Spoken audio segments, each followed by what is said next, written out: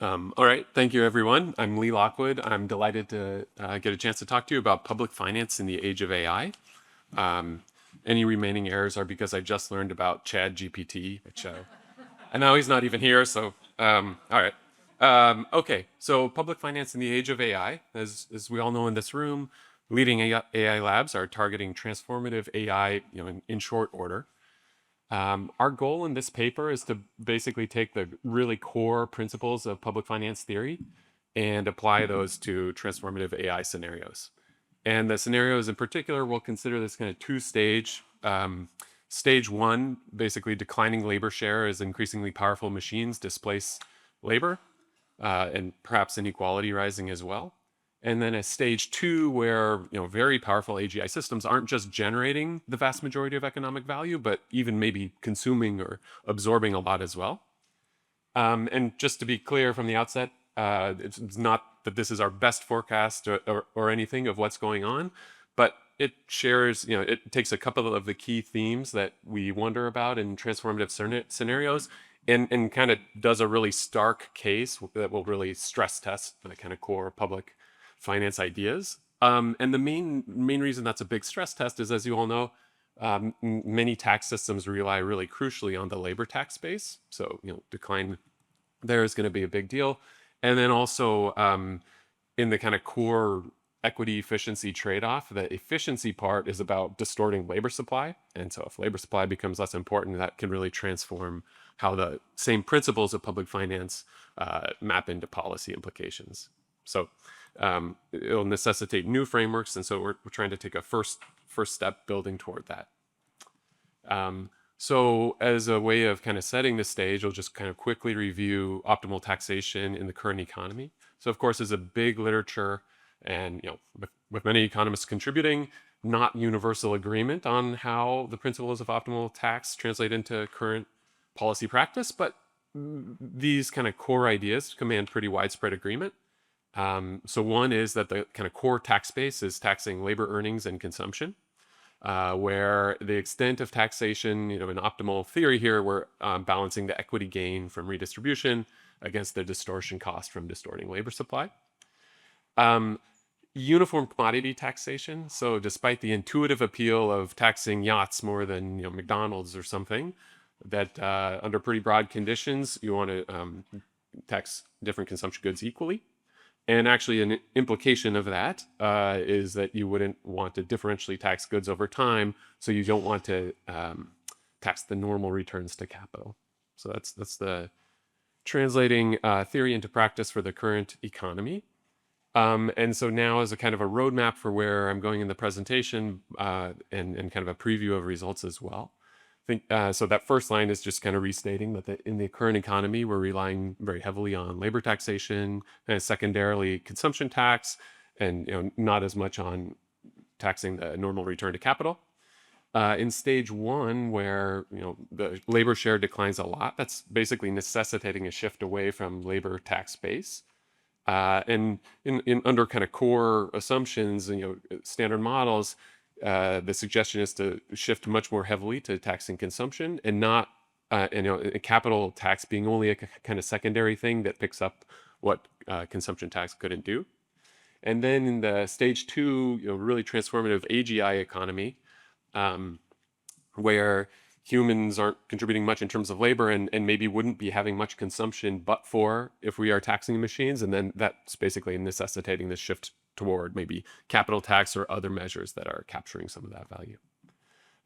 Okay, so first this twilight of labor stage, where basically modeling a really ultra simple economy that transitions to one with a declining labor share, potentially to zero. Right, so Cobb-Douglas production, and now let's send the capital share to one, toward an AK economy.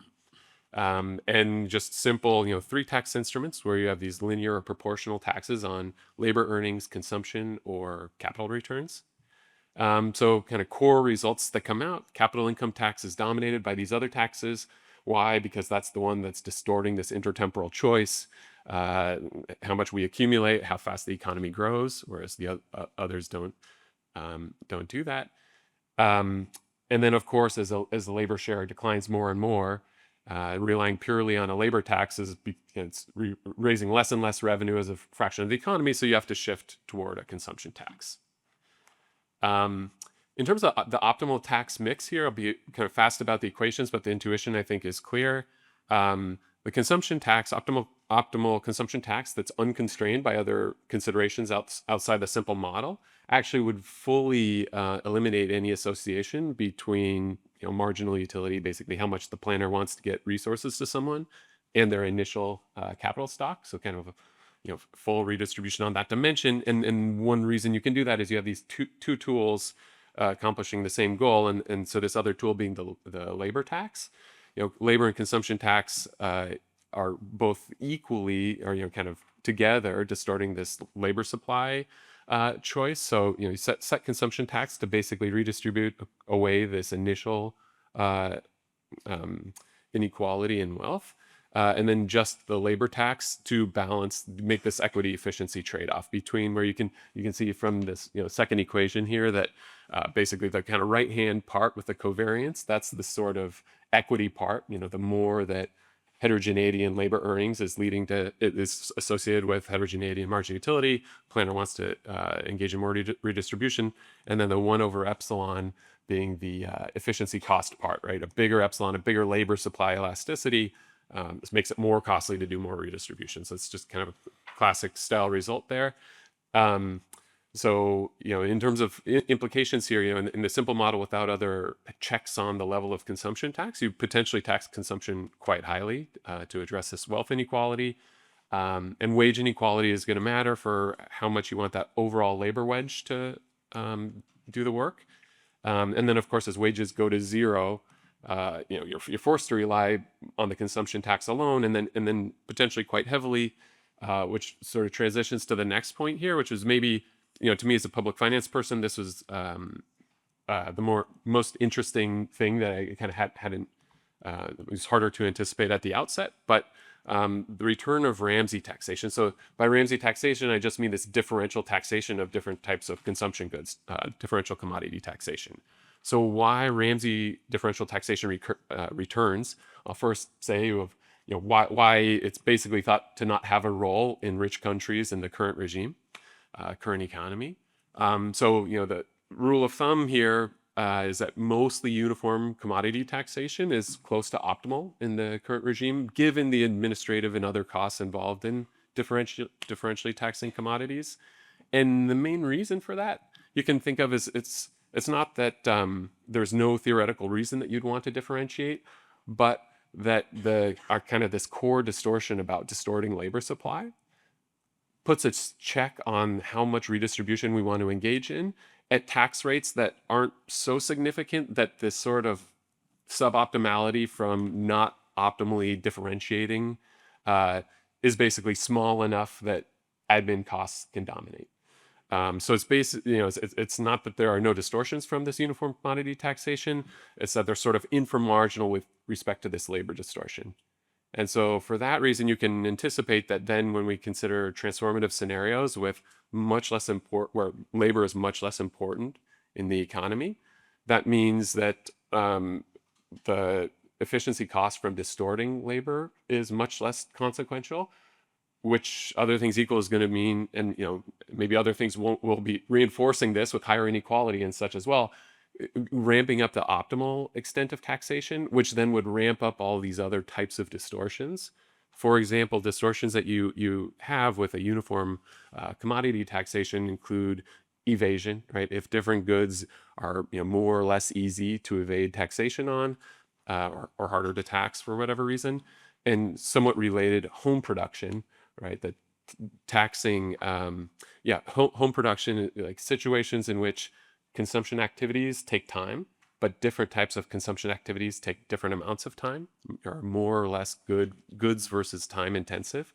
In a world like that, a uniform tax rate is differentially taxing more those goods that are the kind of household activities that are goods intensive as opposed to time intensive.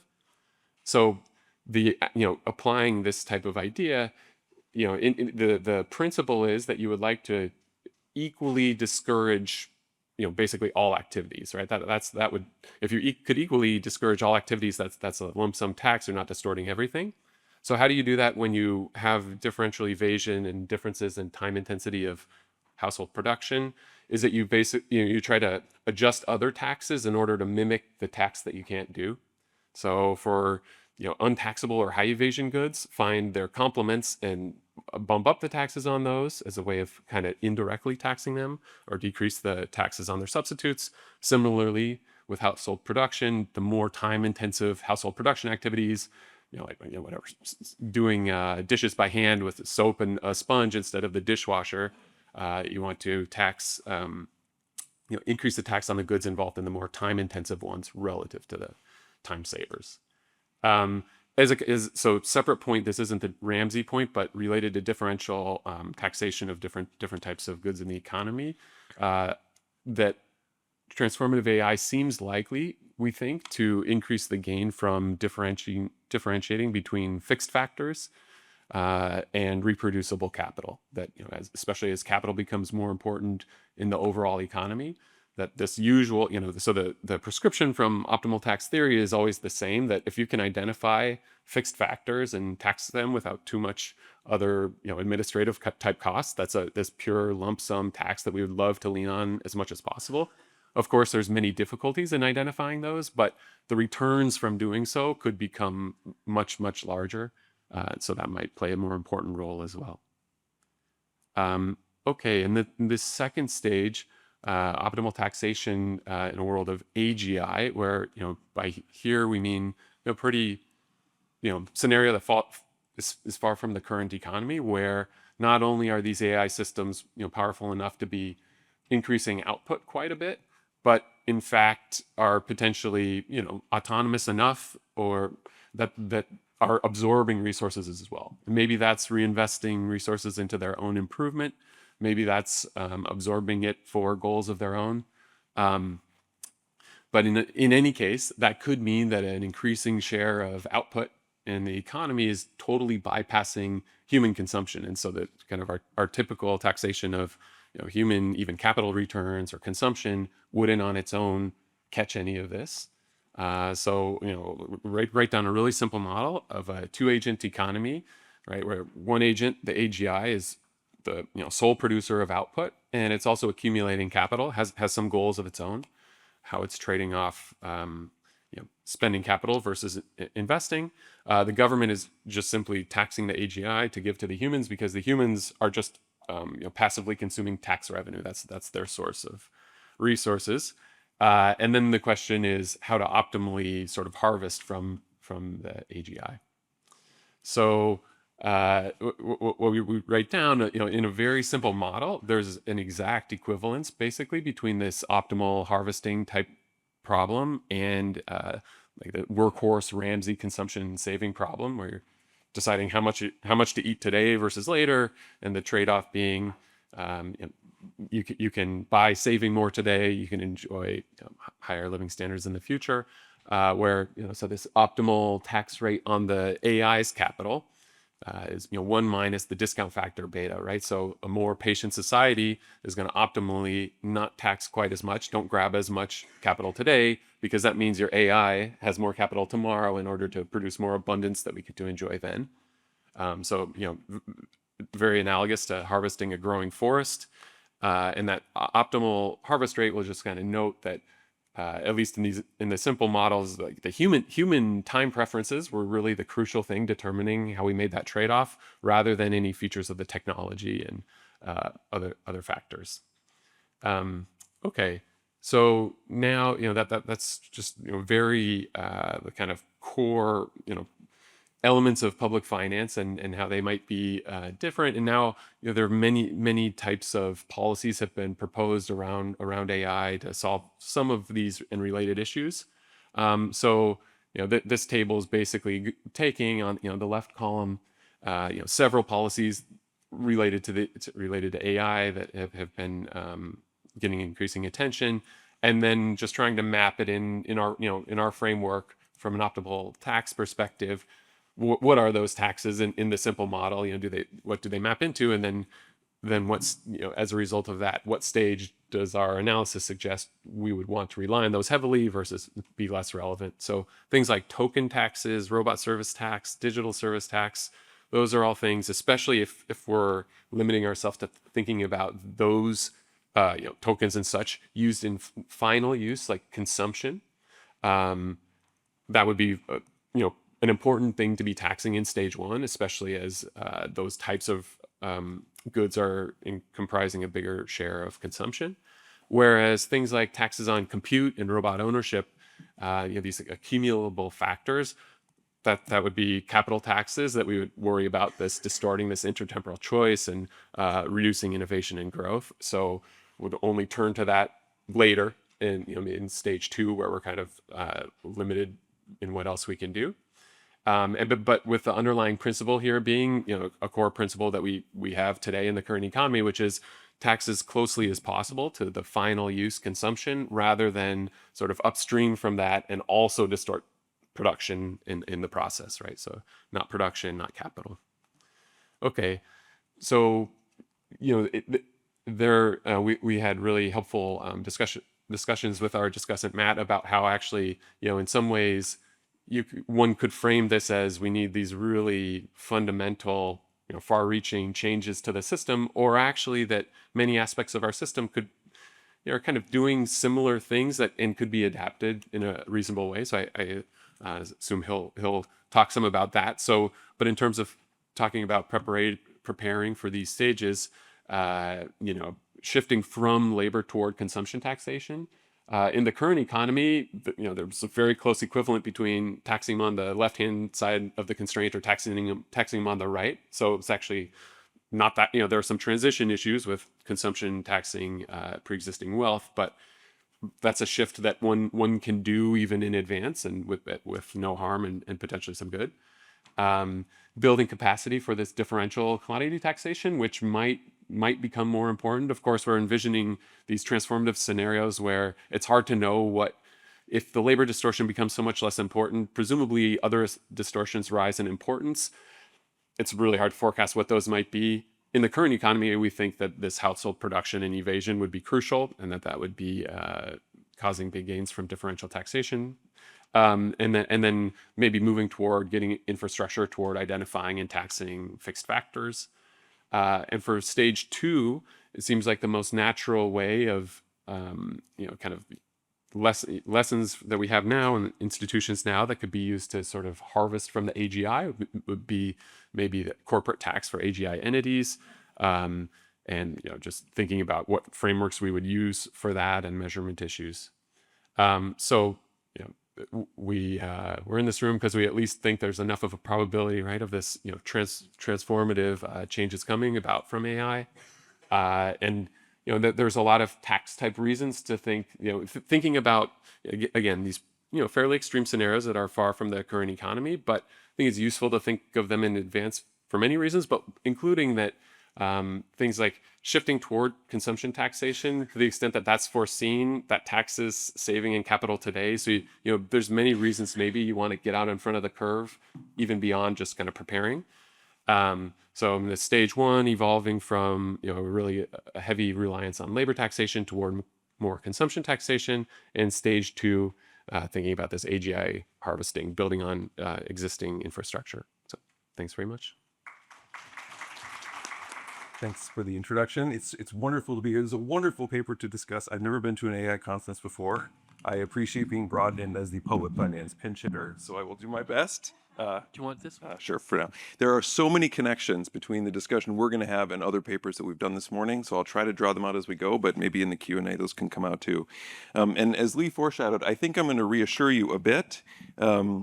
Maybe not add to your dystopian anxiety from this morning and tell you this is an area where you don't need to have as much in the public finance realm. But I'm also going to raise, I think, the stakes a little bit on what taxation and public finance needs to think about in an era of actual TAI. Okay, so that's kind of where I want to head.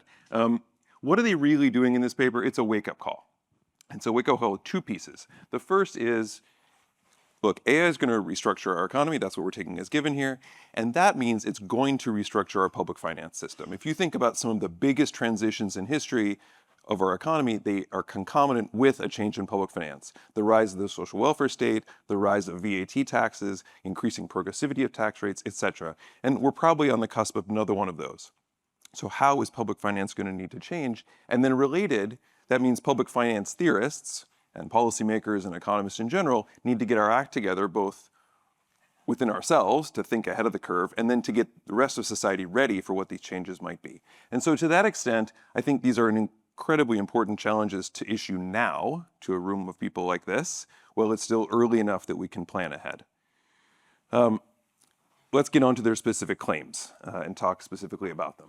All right, the first claim, the AK economy is coming for real. It's not just going to be in macro models anymore. We are finally going to live in an AK economy, and we aren't ready for it. Okay, and Lee told you why we're not ready for it. This is what they call stage 1, which I interpret as being soon. Okay, so really, you got to get ready for this. Now, I'm going to just tell you, it seems kind of unlikely to me that we're actually going to end up in an AK world, at least for a long time, but who knows? Many of you probably think we will. And anyways, that's not the point. We're here to talk about provocative future scenarios. So let's assume we're in this world. If you're in this world, or the provocation of the paper is, if the labor share falls a lot, like maybe to 0, can labor income taxation remain the natural centerpiece of the tax system? Obviously not, right? In fact, what we're going to have to do is shift into something else, and Lee and Anton forecast more consumption taxation, which is very reasonable. Labor's taking a big hit in their model, so you probably don't want to lean more into labor. Whatever's left might be very unequal as well. They don't want to tax capital taxation, partly because theory tends to lean against that in optimal tax. So what's left? Consumption. Okay, great. So we'll tax consumption. Now the big concern they say is, yeah, but our consumption tax system right now is just not up to the task.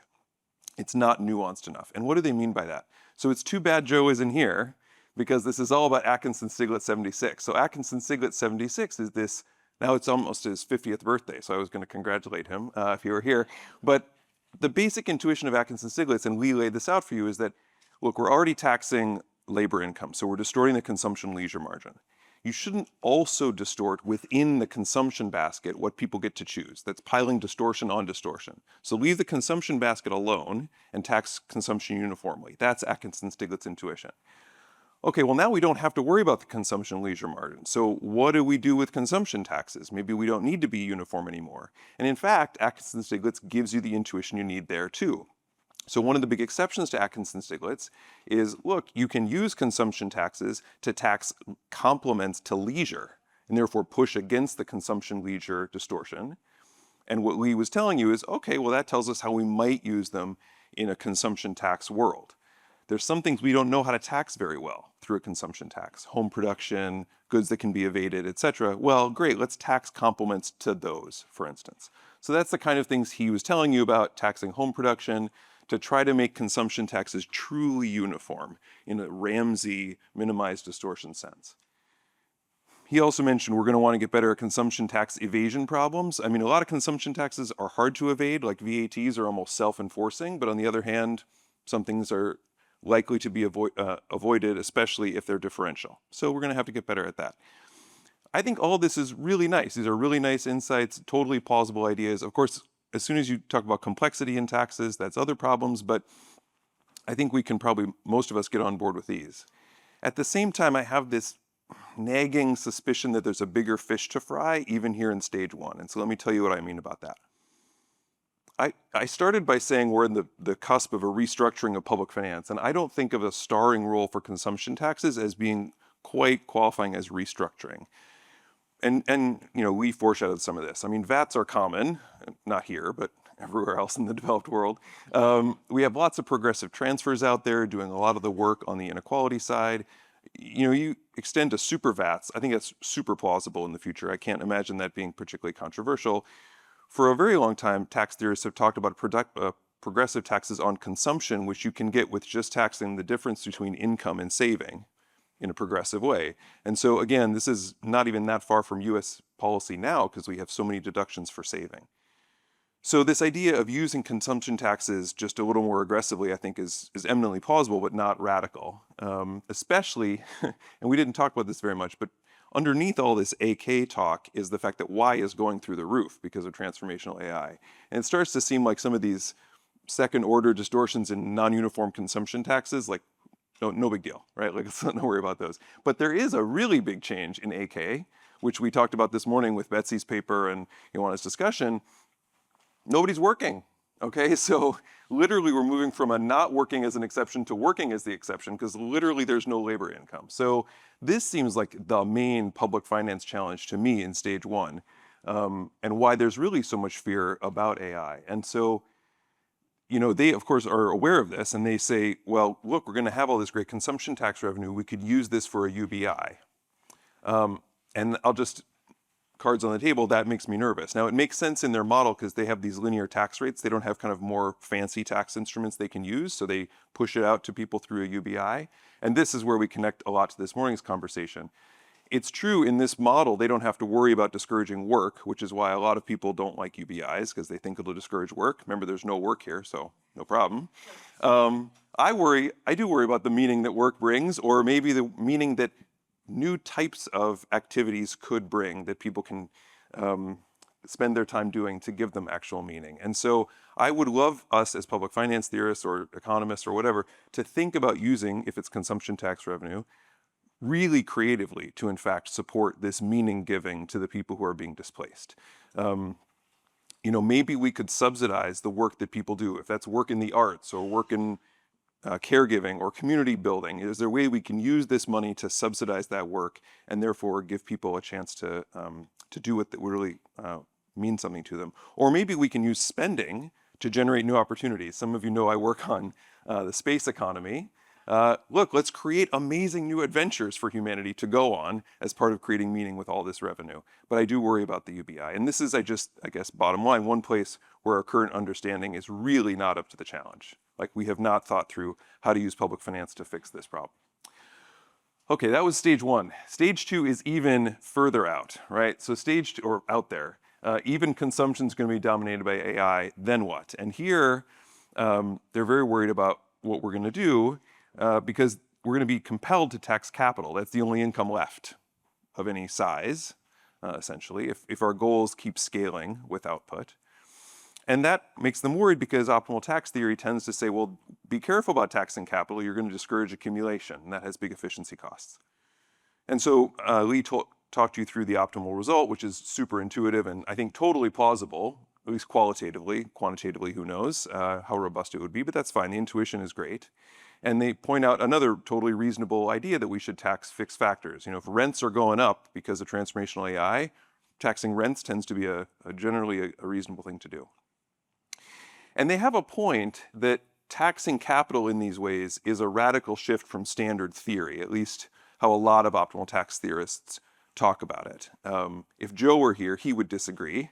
Ironically, Atkinson-Stiglitz is the basis for it, but he disagrees with that interpretation of the Atkinson-Stiglitz theorem. But anyways, that's inside baseball. In general, optimal tax theorists are nervous about taxing capital. But here, I think that Anton and Lee might be worrying either too much or too little. And let me explain why I say that. I really think there's two different scenarios going on.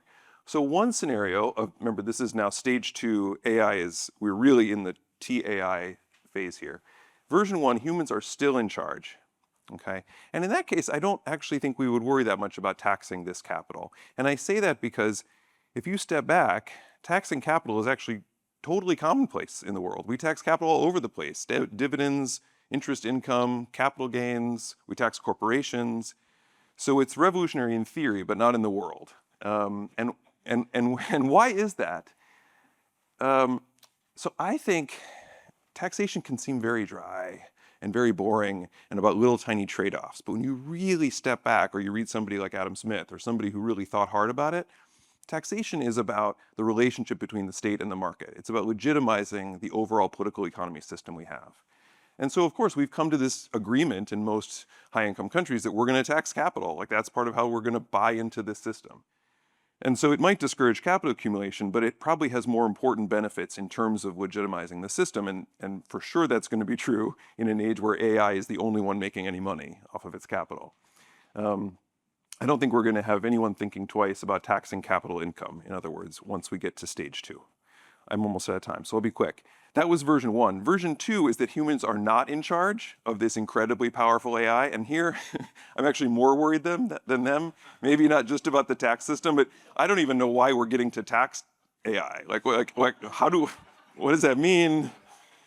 We should tax them the way they said if we can, but I kind of don't think it's our choice. I think AI is going to tell us what we get to do, and game kind of over on deciding outcome policy. So, okay, I'll wrap up. They have done this huge service of stating in our language why we're going to need to rethink some of the ways that we talk about public finance, which is great. I don't see the changes as quite as radical as they do, but I think the tweaks they suggest are great. I would just say public finance theorists should focus on supporting those who are displaced, what we can really do for them, and bolstering the legitimacy of these systems, which is really going to come under pressure as TAI grows, maybe with a lot of concentration. And I'm grateful for causing all of us to give this careful thought. Thanks.